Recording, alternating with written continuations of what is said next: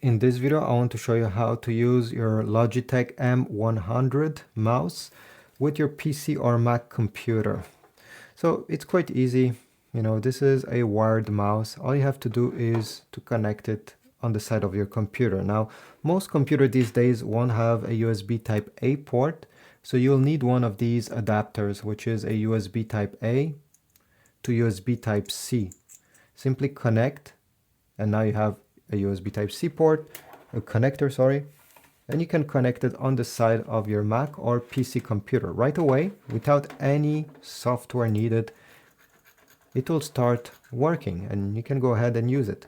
If you're on a PC or Mac, you can change a few settings to make it more enjoyable. So on a PC, you're going to go over here where you see search on the down bar. On a Mac, you need to go on the top right corner and click on the magnifying glass.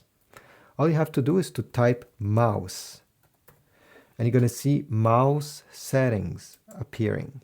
Tap on it, and from here you're going to be able to customize all the settings. So the pointer speed and the scroll wheel speed, all these good things that you can go ahead, and there's many things. So yeah, this is about it. Thanks for watching.